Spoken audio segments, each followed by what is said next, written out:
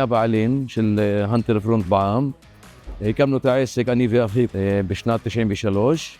מאז התחלנו עם מכשיר הנטר ועד היום. לא מחליפים ולא קונים משהו אחר.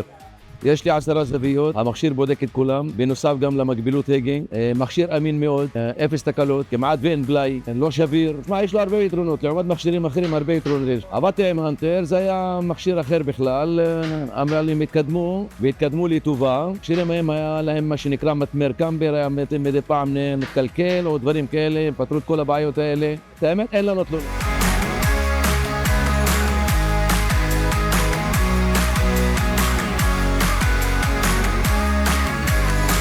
הרבה אנשים מתלמדים בהם אלינו. עכשיו, למשל, כשאתם פה, יש לי 2 מתלמדים פה. אחד מהם הגיע היום, והוא כבר פותח כרטיס עבודה, מכין את האוטו לבדיקה. היום המכשירים האלה כמעט אפס תקלות, ואמרתי לו גם שזה לא שביר. וכל אחד יכול להרשות לעצמו לקנות מכשיר כזה וללמוד. זה יעיל ואמין וקל לשימוש.